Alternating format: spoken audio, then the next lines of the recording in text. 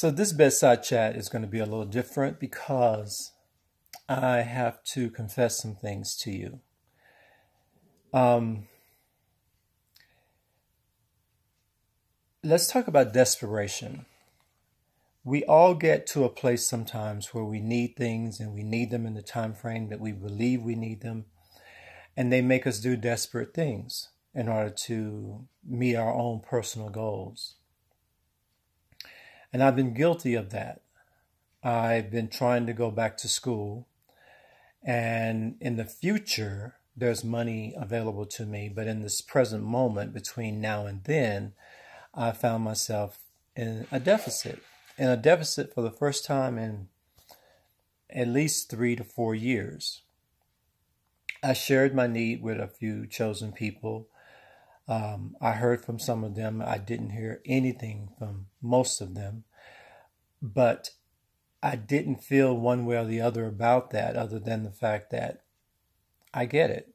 You know, I've had a lot of people ask me for things through the years, and sometimes you can help them and other times you can't. And the more I thought about it, the more I realized that maybe I was pushing something forward that I'm not supposed to do. I have to consider that sometimes. But in my desperation, I did something that I don't do and I don't understand completely. But being vulnerable and thinking you need what you need, you set out to fix things yourself sometimes. And I got in touch with some payroll companies, and somehow they got my information. People who I didn't even call were calling me and offering me this, that, and the other. And I fell into a scheme that literally wiped out my checking account. So, lesson learned. I am not going to derail the stupidity of myself and allowing myself to be duped. I had to look at the why behind what I did. And again, I come back to this word, desperation. We have imposed deadlines on all sorts of things throughout our lives. When we were going to get married, when we were going to have kids, when we were going to make $1 million, we're doing it all the time on different levels for different reasons.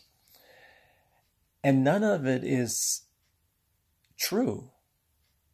They're all things that we think we have to do, have to have, can't live without.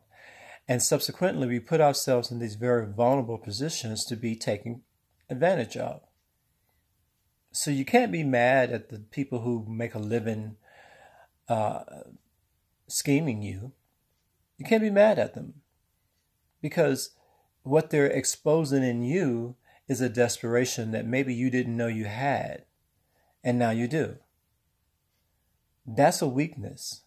And that weakness, now that you know what it is, you can shore it up. You can make it stronger. You can decide, okay, fool me once, you can't fool me twice. I now know about that as well. And that's all aging and experience is. Wisdom comes from having knocked down a lot of doors that I didn't necessarily have to go through, but I thought I had to, and so I did. And when I did, I got what was on the other side, which is a lot of nothing in most cases. So when you see young people, having to have the latest this, that, or the other, you can smile at them and just know that in time they will learn that same lesson, that all of it is fool's gold. It's to make you run after something and not do the work on you that you should be doing.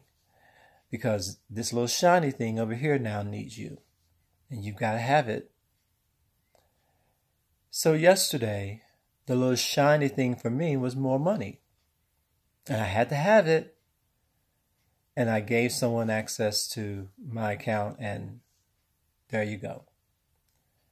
And it's a hard thing, because some of those things are legitimate and they do need access to your account. I mean, that's how you get your IRS tax refund.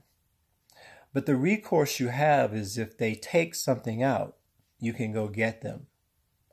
But when they take something out by your own hands, because you were trusting them, that's a whole nother game. That is a level of duplicity that I just wasn't ready for, wasn't prepared for. Why? Because I was desperate and I was vulnerable.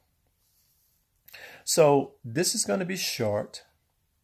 It's more a